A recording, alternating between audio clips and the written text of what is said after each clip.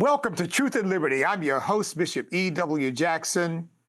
You know, the Bible says that righteousness exalts a nation, but sin is a reproach to any people.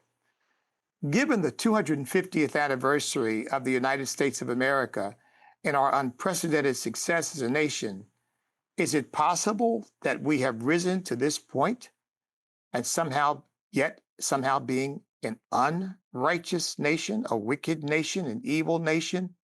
And yet there are people who believe that and want all of us to believe that.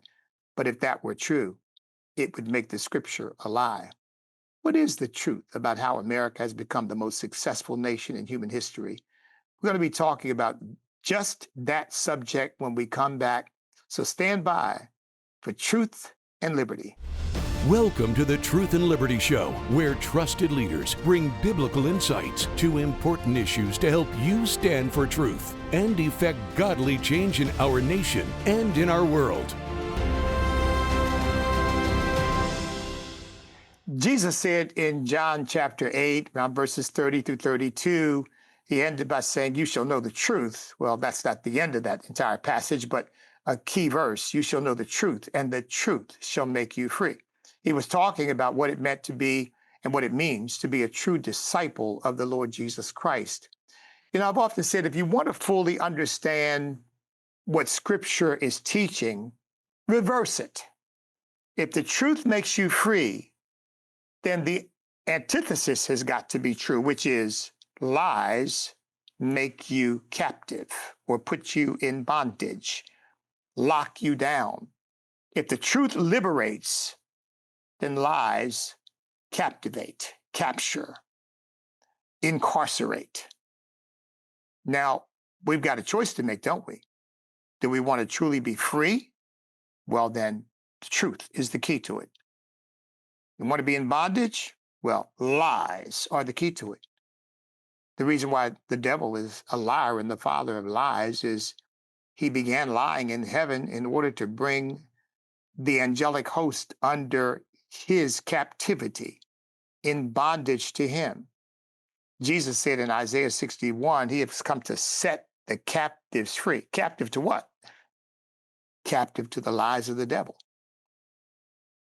And if that's true as a general proposition, it is true in every instance. And I want to talk a little bit today, and we've got a guest coming up in the next segment who is going to help amplify this. We have been lied to about American history. And why is that the case? It's the case because there are forces at work that want to put the American people in bondage and convince us that this freest of most nations, freest of all nations in the world, should somehow be under the bondage of Marxist, socialist, secularist, atheist, sexually deviant ideas, that somehow we will be more free as a nation if we will embrace these lies.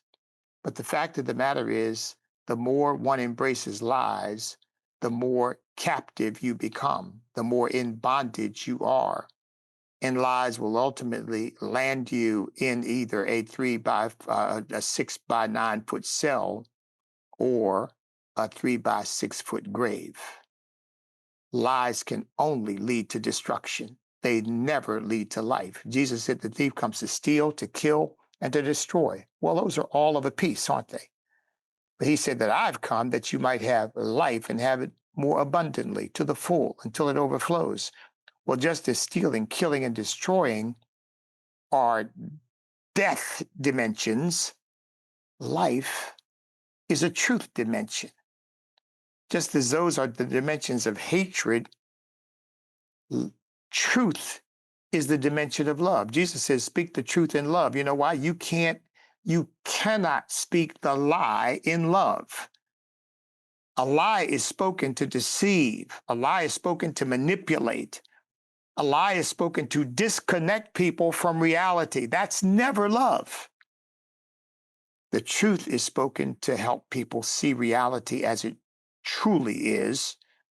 It is spoken to help people be liberated from all that holds them in bondage.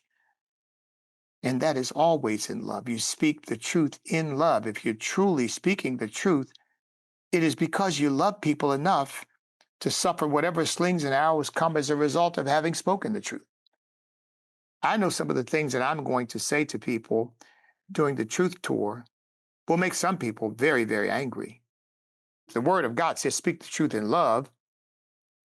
But no matter how much you speak the truth in love, people who hate the truth will hate you for speaking the truth, no matter how much you love them. You can't be intimidated by that. You can't be discouraged by that or dissuaded by that. You have to stand firm on the truth, knowing how much, no matter how much people say, you're speaking the truth proves that you hate me, you must be assured in your own heart that by doing what God has commanded you to do, you are acting in supreme love, not in hatred.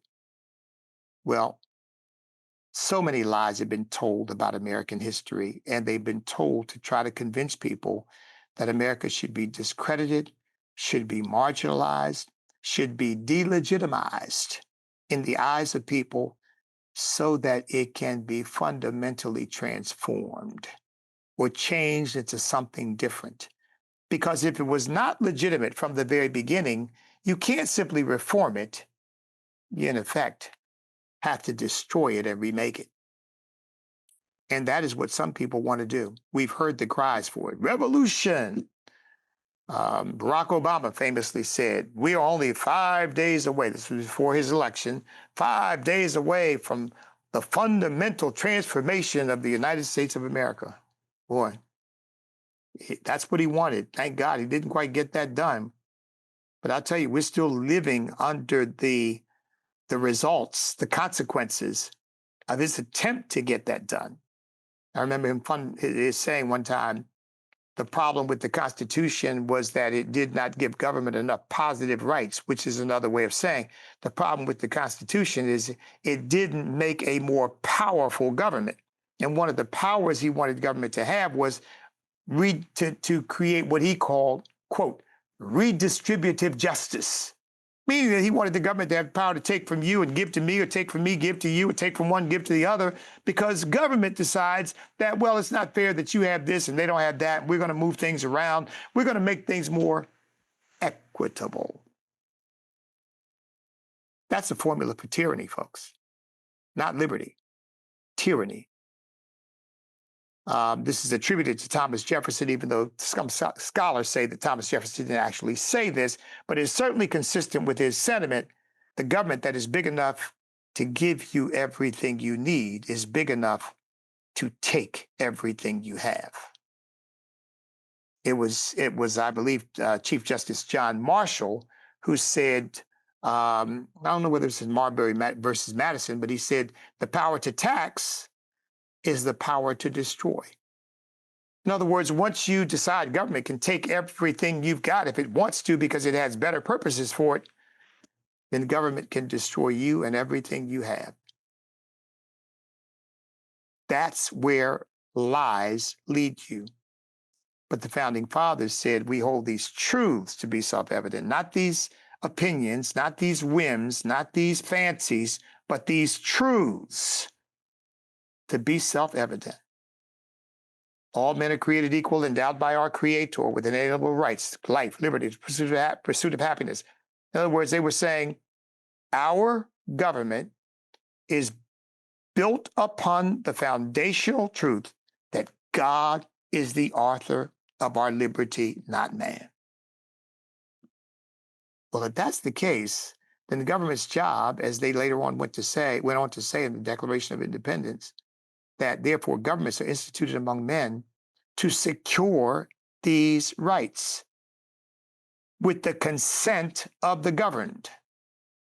In other words, government doesn't have the power to rule us. Government has the power to serve us because we delegated our own human liberty.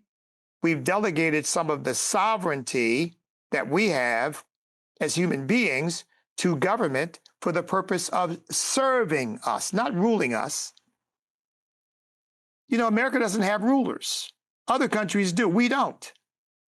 We have public servants. We have elected officials to whom we delegate a certain amount of authority for the purpose of serving us in ways that we can't serve ourselves or take care of ourselves because it requires a more collective effort to do that. So, for example, we can't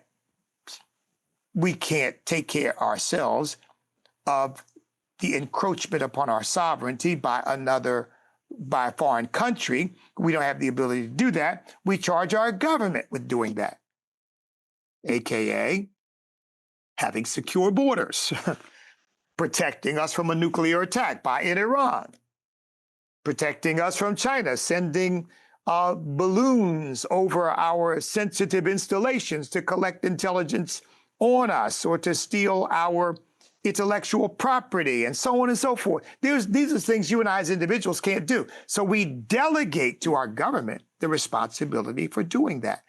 Its job then is to serve us and secure the liberty that God has given us. Its job is not to tyrannize us and to point its finger at you and say, we think you've got too much. We're going to take that. Oh, you've got 50 acres of land that you earn. You don't need all that. No, we're going to take 48 acres of that, and we're going to distribute that to other people because we think they are deserving of having that, and you are not. You know, there's a word for that. It's called theft. Except when the government is doing it, socialists and Marxists have a euphemistic word for it. They call it redistribution. But it's all based on lies.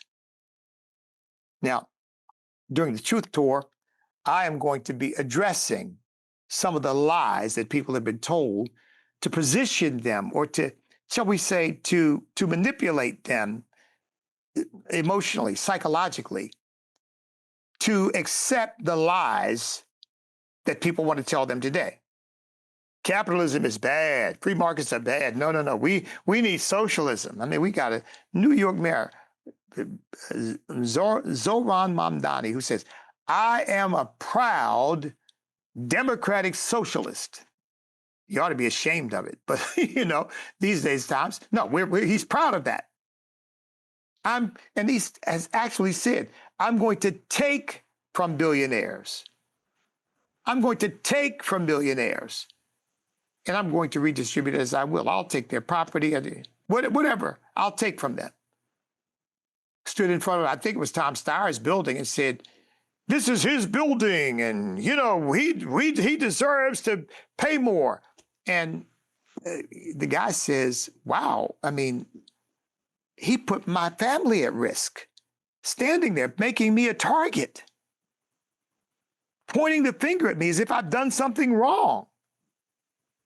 But that's what socialism, Marxism does. No matter how it starts, it always ends with government force. In fact, it always ends at the point of a gun. In fact, you've heard others say this, and I think there is truth to it.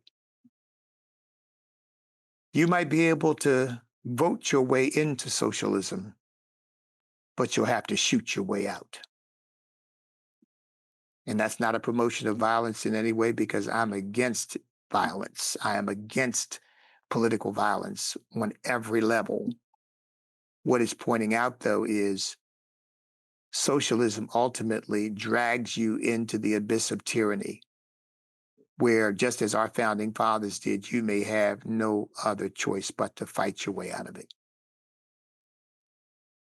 And we don't have to face that right now because we have the ability to not have to fight our way out of it. We have the ability to vote our way out of it, which is what we ought to be doing.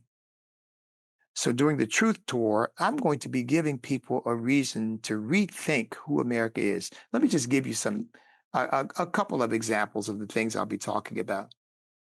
I'm sure most of you have heard of the Three-Fifths Clause. Three-Fifths Clause of the Constitution, I believe it was Article 1, but it was a part of a compromise at the Constitutional Convention for how much the population of slaves would be counted.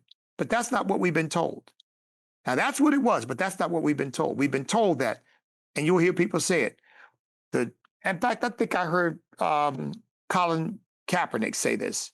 you know, this country once said that a black man was 3/5 of a white person or 3/5 human. Well, folks, that is a contemptible, disgusting, outrageous lie.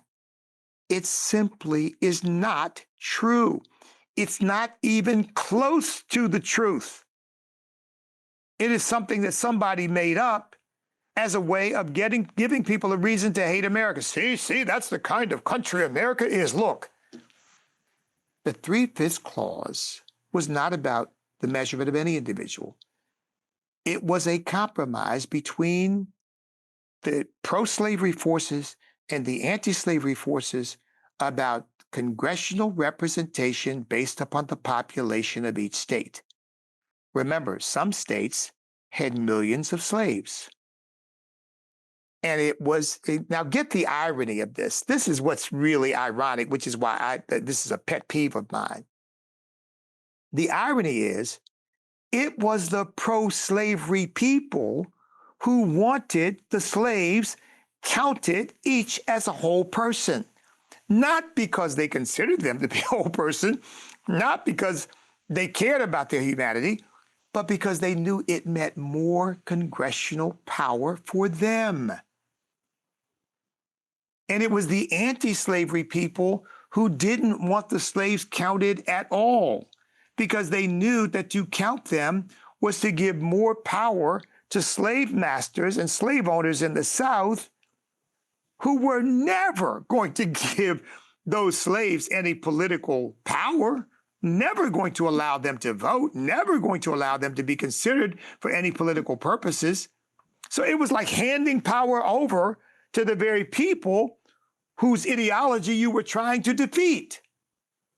The compromise was the result of the fact that 3/5 was the way they came to resolve the taxation question, which is, okay, how are we going to tax Southern slave owners for their slaves? And they ultimately came to, well, let's tax them at 3/5 of what the value of the average worker would be. We'll tax them at 3/5 of what the value of the average free laborer would earn. That's how they came up with that. And so they just said, well, look, that was the compromise before. We'll just go with that again if that helps us to bring this to resolution. And it did. But it was never about the value of a human being. But that's what we've been told. Now, and here's what's really ironic. Charles Pinckney, then one of the national legislators at the Constitutional Convention, Charles Pinckney, who owned 100 slaves himself, which only 1% of the people in the South owned that many slaves, only 1%. But he was the one who said, we ought to count them as whole persons, as a matter of equality, as a matter of justice. He didn't mean that. He was saying it to appeal to the anti-slavery forces because he wanted them to count each slave as a whole person because he knew it would mean more power for him. And I mean, that's the exact opposite of what people have been taught about the 3/5 clause. The exact opposite. Oh, no, it defined black people as 3/5 of a person. Well, that's to delegitimize the country. And frankly, forgive me, but not to put too fine a point on it, that is to help convince people that our founding fathers were a bunch of racists and that is the sum and substance of who they were. Just look at what they even put in the Constitution, that a black person is not a whole human being. He's only 3/5 of a human being. I mean, and it's just a lie. Well, in Truth Tour, I'm going to be talking about these lies and exposing these lies. I mean, that's just one of them. But think about this. You've heard it said, America was built on slavery. The slaves built America. And folks, I don't mean to trivialize this by laughing, but I laugh because based upon my knowledge of history, and any person who studies it, the opposite is true. Slavery didn't help build America, it held America back. I'm convinced that one of the reasons why the North won, and thank God they won because it ultimately held the nation together. One of the reasons why they won was that America, the northern economy, was a very diverse economy, and the southern economy remained an agrarian economy, and it remained an agrarian economy primarily because of slavery. In other words, it stopped the South from developing the industry, the factories, the diversity of skills and abilities among their population. Because what do you need to innovate for? And what do you need to develop anything for? Because you've got somebody else to do all the hard work. Let me just give you one fact to prove this. And most people don't know this, and you're going to be shocked to hear this because you'll never hear this mentioned when we talk about slavery. Do you know how many people in the South actually owned slaves? And remember, by the time of the Civil War, slavery had been done away with in the South, in the North, that is. It took about 80 years for it to happen, and it happened state by state for various reasons, in part for the reason I'm about to give you now. Do you know only 5% of the people in the South owned slaves? Now, you're probably shocked by that. Well, wait a minute, could that possibly be true? Slavery was done away with in the North, and in the South, where slavery was being practiced, only 5% of the people owned slaves. Now, let me qualify that because the left will say, well, now that's not quite true. Because if you include the families, well, yeah, if you include the families, you can get it up to maybe 25, maybe even 30%.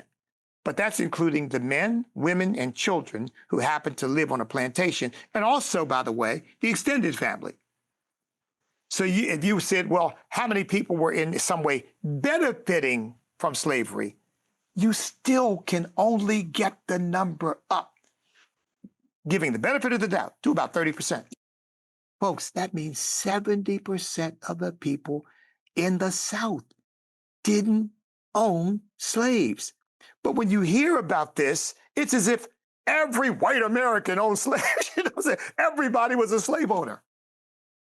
Well, if there was no slavery in the North by the time of the Civil War, and only 5% of the patriarchs, the people, the actual owners, and let's include their families and call it 30%. And by the way, they say the number's a little bit higher in Mississippi and South Carolina, about 10% there. About 10% of the patriarchs owned slaves because there'd been an influx of slaves after the cotton gin, and South Carolina and Mississippi were producing a lot of cotton. So you had an influx of about 800,000 slaves into that area. And so you had a lot more slave owners. People were making more money off of the cotton gin. So maybe about 10% in those two states. But for most, but still on the average across the South, 5% patriarchs, 25 to 30% overall. 70% of the people didn't own slaves. Here's the other little unknown fact about this. Most of the people in the South who didn't have the wealth to own slaves were living in abject poverty and struggling to make ends meet. You know why? Because they couldn't compete with slave labor and get jobs with the people who had the money to hire anybody. What do I need to hire you for when I've got a slave to do this work? That's why West Virginia was born. It was born by people, birthed by people who said, we can't compete with slave labor. Folks, you can study this for yourself and you'll see that it's true. The average worker, the average person in the South who was not wealthy enough to own, and the minimal, the people who owned slaves, about 12% of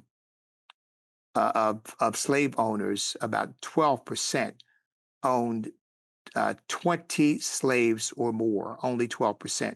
The small smattering of people who own one or two slaves, and still overall, you still only get to this small number of people, with the vast majority owning no slaves. They're on their own trying to eke out an existence, and they struggled.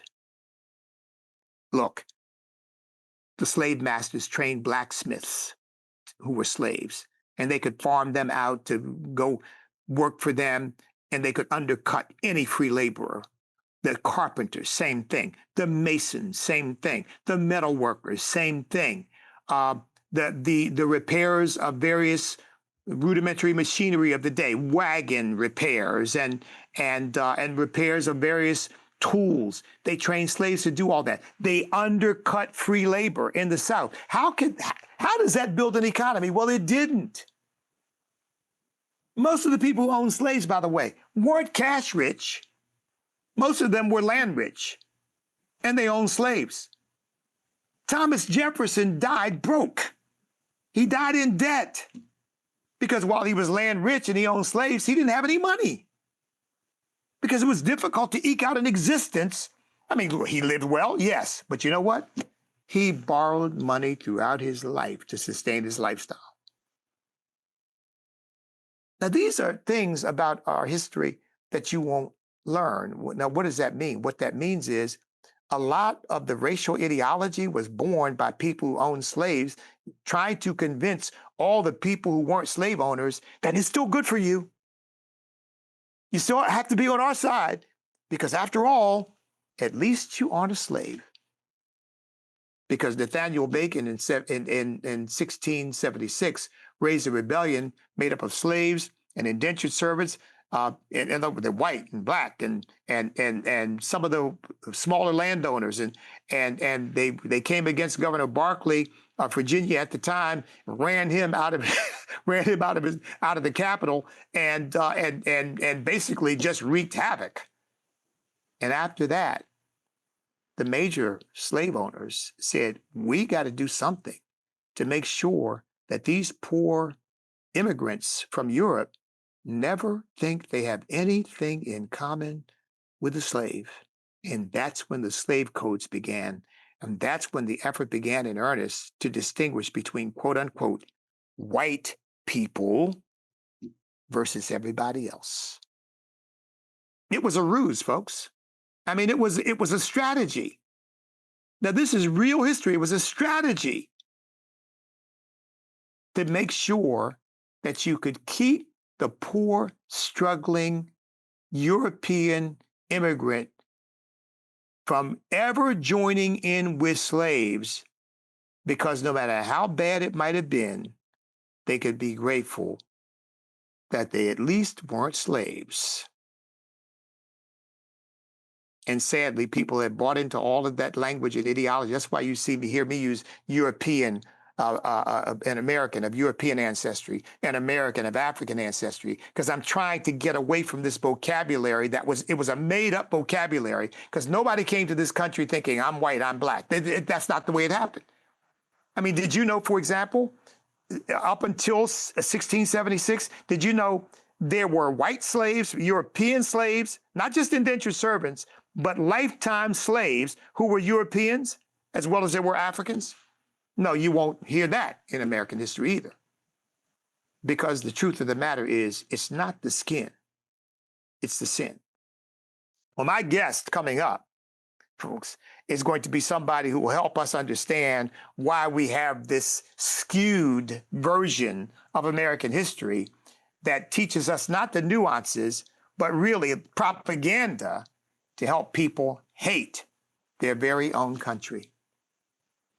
Well, the Truth Tour is about making sure that you don't hate America, that not just you, but Americans don't hate our own country. If you want to learn more about the Truth Tour, email us at truthtour@standinc.net. That's truthtour@standinc.net, or call us at 757-375-6444. I'll come to your church, your community, your company, and talk to people about the truth about American history. This is Bishop E.W. Jackson. This is Truth and Liberty. Stand by. We'll be back in just a moment. Darkness has attacked our nation, but God is raising a standard. Now is the time to wake up and shine the light across America and around the world. Believers are fighting back, eyes are opening, hearts are changing, and Christ is being proclaimed. In government, education, family, media, and the church, we are mobilizing to engage culture with truth. Go to truthandliberty.net. Welcome back to Truth and Liberty. I'm your host, Bishop E.W. Jackson. Great to be with you.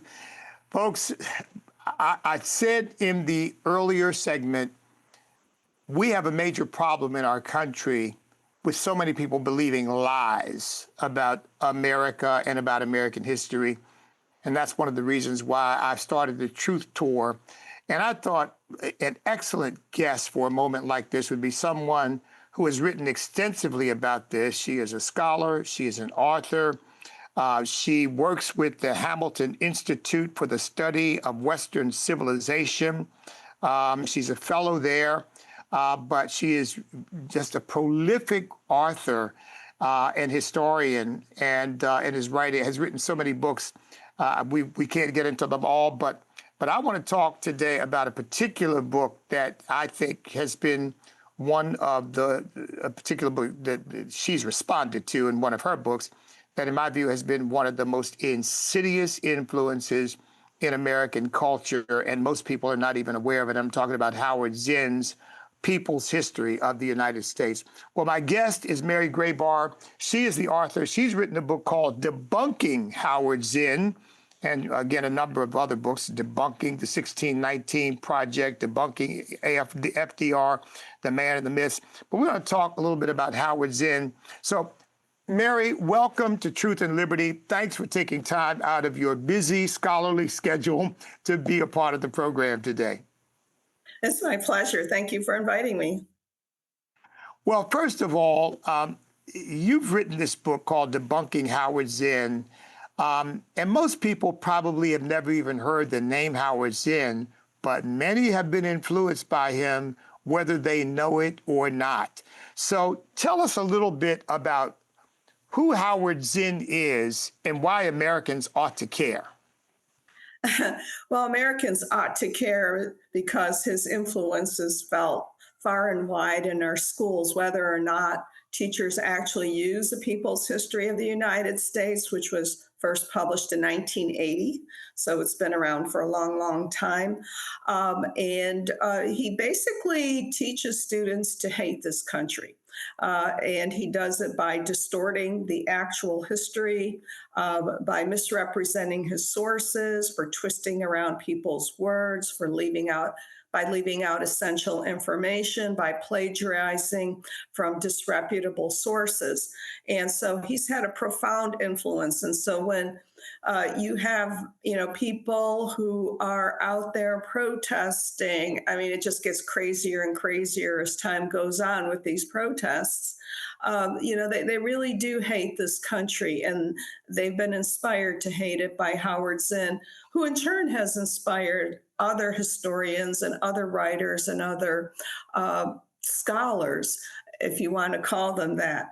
So, when you see people out there hating America, I think a lot of that can be attributed to Howard Zinn, who was an actual member of the Communist Party.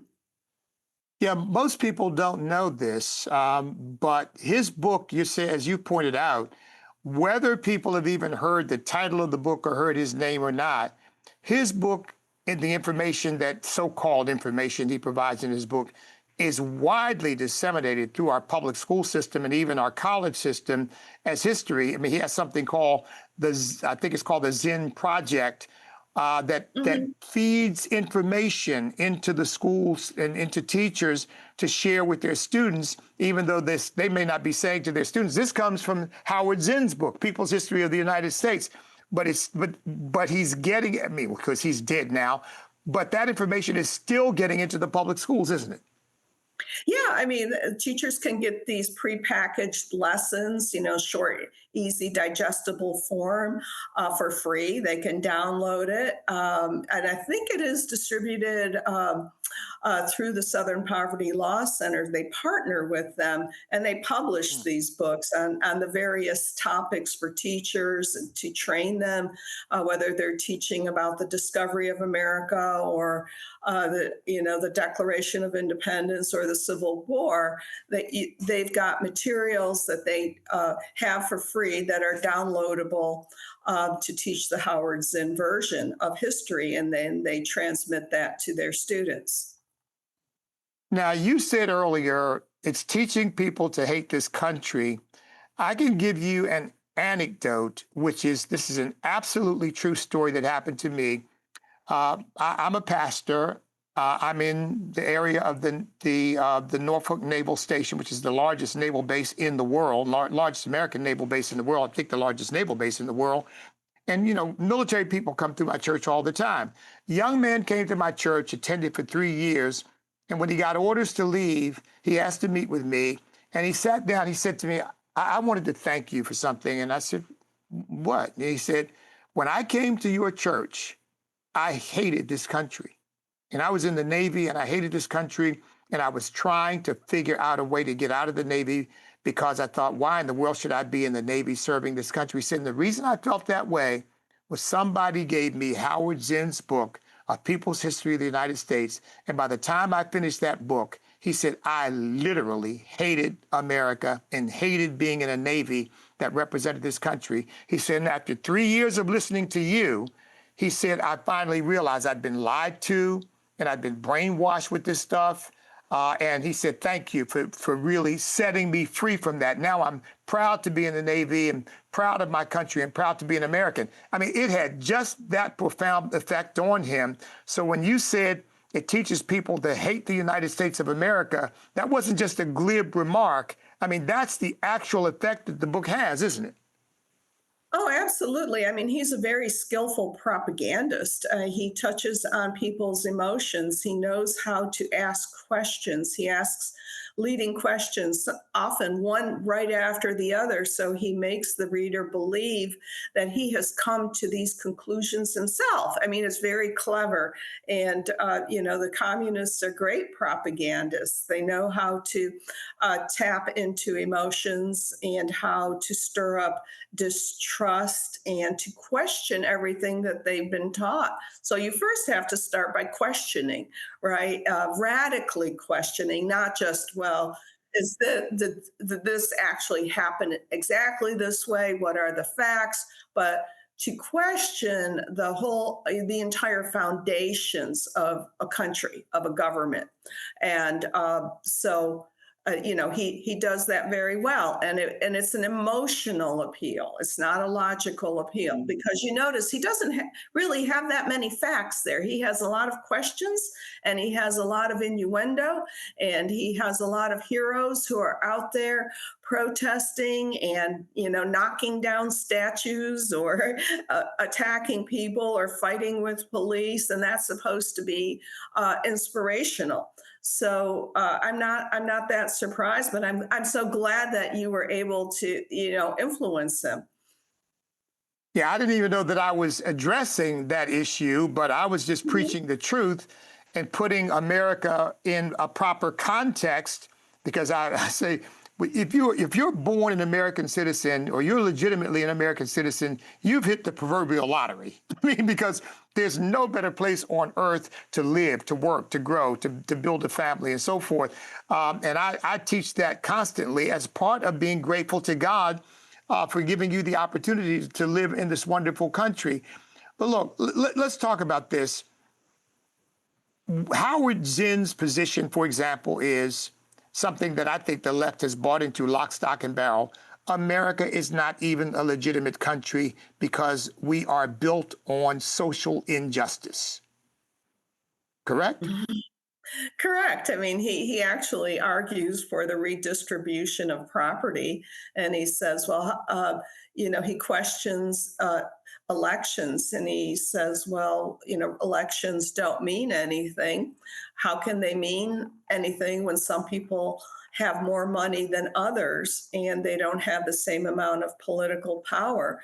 So he's advocating this radical redistribution of wealth and power, which is, of course, absolutely impossible, but that is the siren song of communism and socialism, and it especially affects young people because, young people don't have the experience of the world.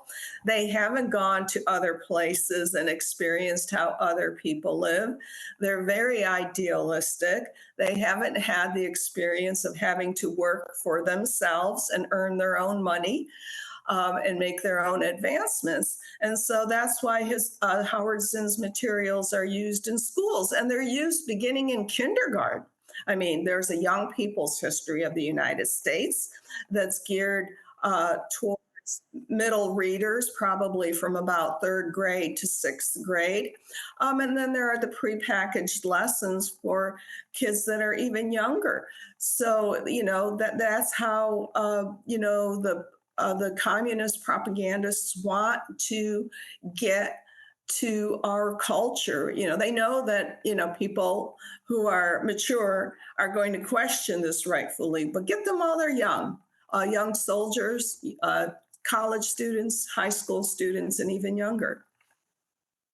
Mary, of course, you know that I attended and graduated Harvard Law School. And when I was in law school, Duncan Kennedy was teaching a course, Professor Duncan Kennedy was teaching a course called um, Critical Legal Theory.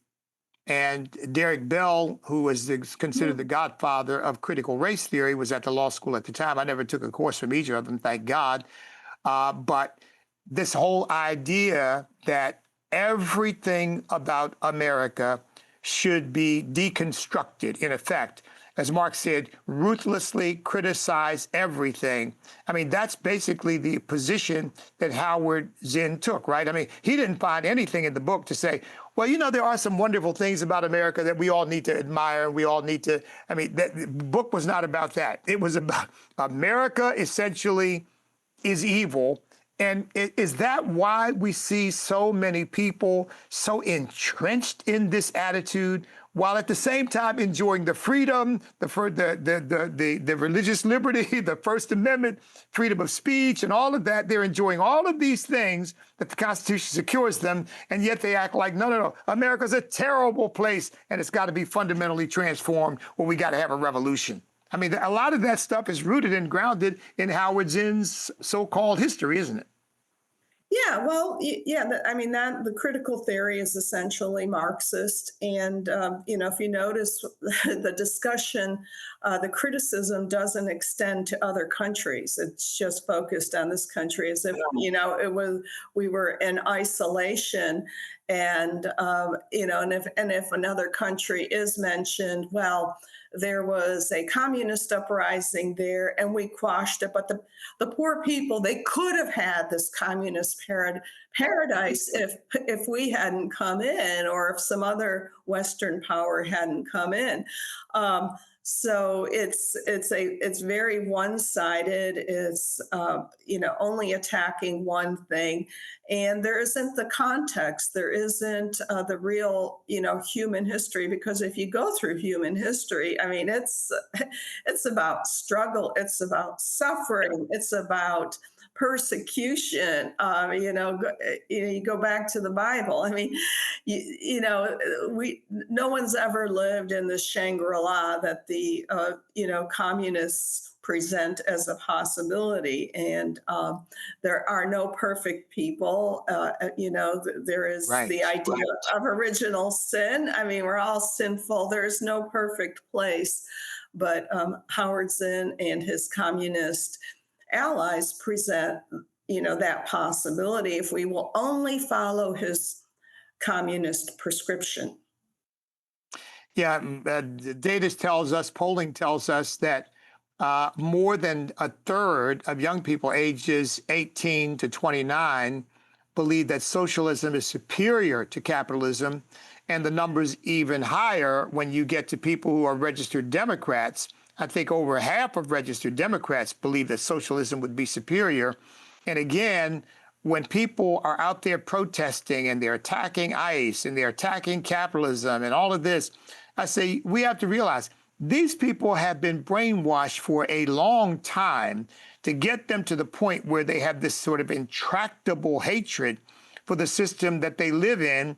And they tend to ignore the liberty that they have even to say these things and to do these things in a constitutional republic. But they don't recognize any of that, because they've already been blinded by the things that they've been taught from a child up. As you said, nowadays, even very young people are being taught this stuff at a very early age. I was looking at something that talked about giving fourth graders, in fact, it was Howard Zinn's project, that they have a whole curriculum for elementary school children about why deporting illegal aliens is wrong, and that it's really based upon America's effort to expel people based on race and kidnap. It uses the words mass kidnapping and racial expulsion has defined our immigration policies. I mean, it's just,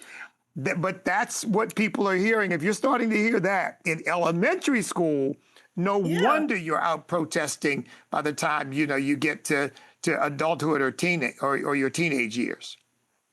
Yeah, absolutely. And, since I wrote that book in 2019, I mean, we've had so many political developments. Look at Zoran Mamdani.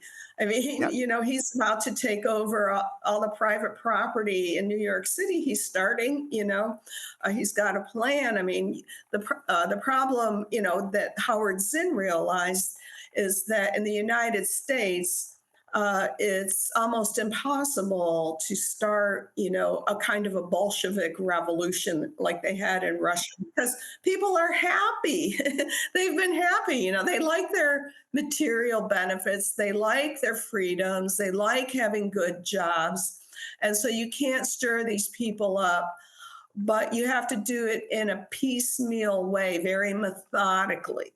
And that's what Mamdani is doing in New York City by, putting these landlords under these onerous regulations and having, quasi-governmental panels overlooking their property. I mean, the plan is to take away the private property. And you've got Alexandria Ocasio-Cortez, who seems to be the front runner when people are talking about, Democratic presidential pick. I mean, I haven't been able to find this information. She went to Boston University, which is where Howard Zinn taught before he retired. And every year, I think they still have this lecture in honor of Howard Zinn. And so, Wow. every time she talks, it's like, okay, I'm hearing Howard Zinn here. Look, I'm doing a truth tour. We've already got our first engagements. In fact, it'll start officially on June the 18th at a closed session for a company, but then I'm going to be doing a public session the following day. First day in South Carolina, next day in North Carolina, and I've got engagement scheduled for Mississippi and Colorado and Oklahoma. And I'm going to be doing this throughout the year of celebration of our 250th anniversary. And that's what I'm seeking to do, just as your book does, to debunk the lies, the myths about American history. Now, Howard Zinn, again, one of the early people who would tell us, oh, well, America was built on slavery. And I'm going to be addressing that issue because nothing could be further from the truth. In fact, I argue, Mary, slavery not only is not what built America, it held America back in all sorts of ways.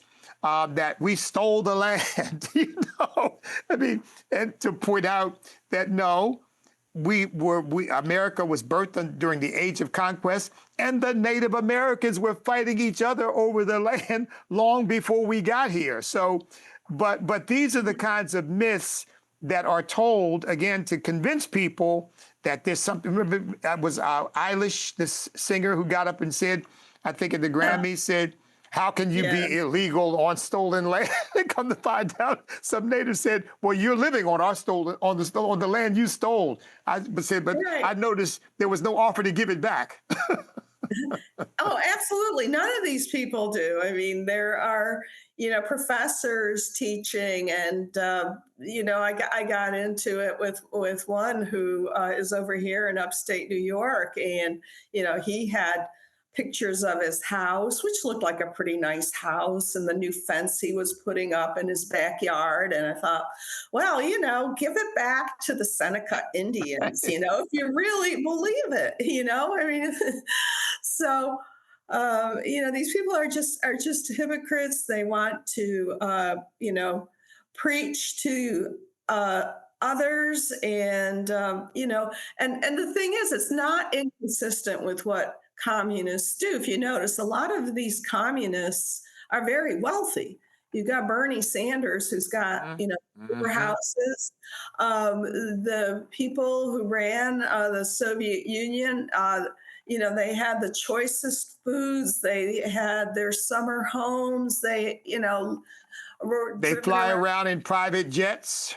Yes, yeah. I mean, and the regular people, were if they could, eke out a living and have enough potatoes to eat, they were lucky. So it's a big scam. I mean, it's being sold to young people, and the more that these Marxists are called out, the better it is, because put up if you really believe in your philosophy, hand over all your property. Give it to the government, let them take care of you. Let's see how many people will do that. And I used to do that when I was teaching. I would say, do you have a car? Ask my students. Do you have a bike? Would you be willing to give it up? No.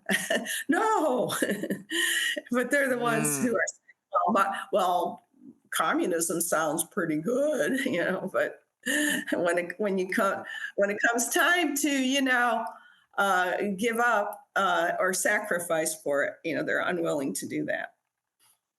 Yeah, and they don't understand the long, sordid, genocidal history of Marxism, socialism, communism, its various iterations that's responsible for starving people, outright torturing and killing people who won't go along with the program. But they don't talk about that at all, because somehow once they get the levers of power, they're going to do it the right way, but it always ends at the point of a gun and in bloodshed.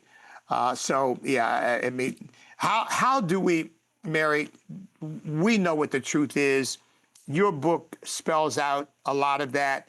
How do we get parents and even educators, even private and Christian schools, because a lot of private schools are as guilty of this as public schools are, apparently, but Christian schools, parents, to help their children understand the truth about American history so they don't get caught up in this web of lies?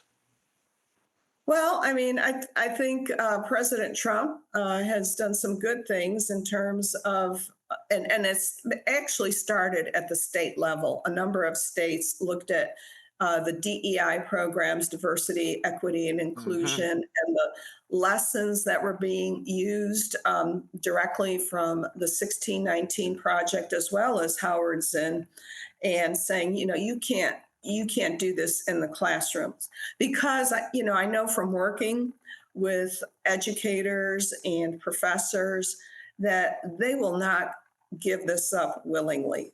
They have to be forced to do that. And back years ago when we had the Tea Party movement, I was trying to get people, regular citizens, call your legislators, tell them, look, at Kennesaw State University, when I was living in Georgia, they're having a Marxist conference on literature. What Marxism has to do with literature?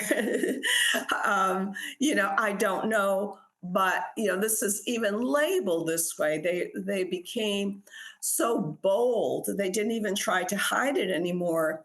And so, finally, we're getting some action from the government, and it's out there in the open, and it has been out in the open, but they still find ways, to, um, you know, bring it back in under a different Mm-hmm. name, under like Exactly.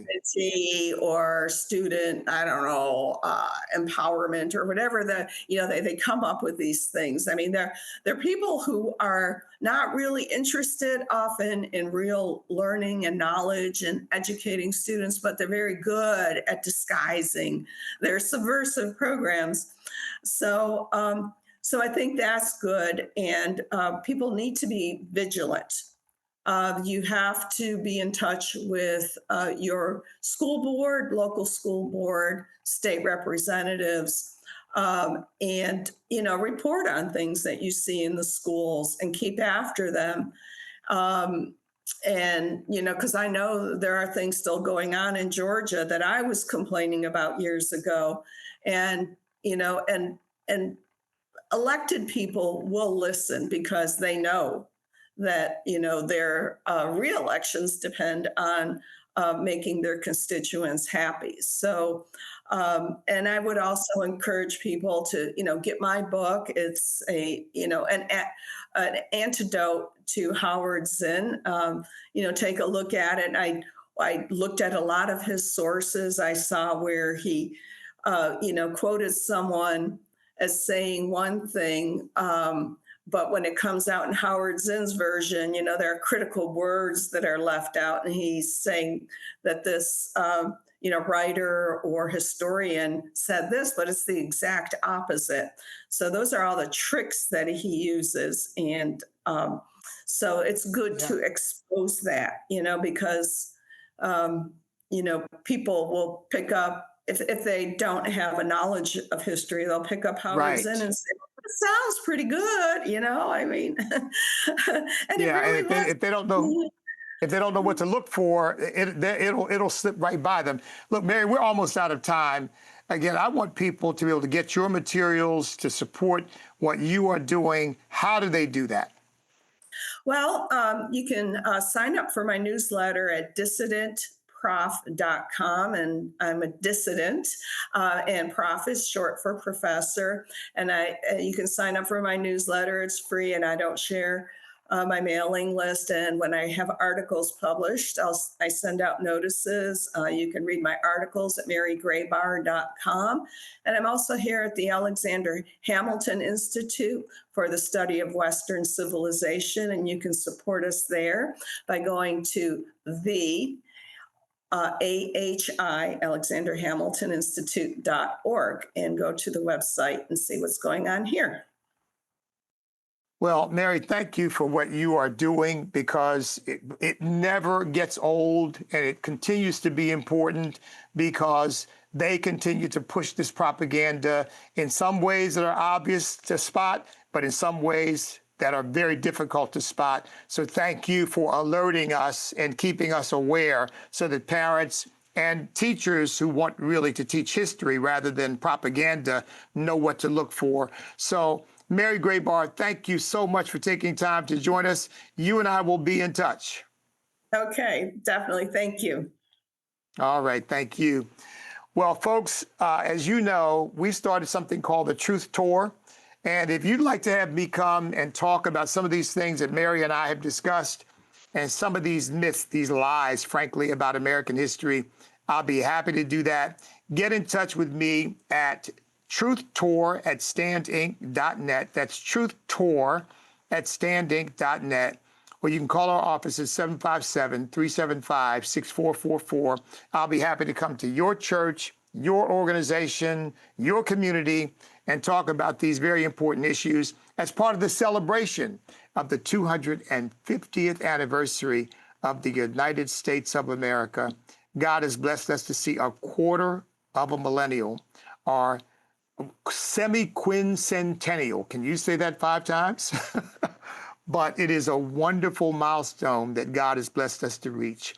So thank you for being with us here at Truth and Liberty, and keep in the fight. Until next time.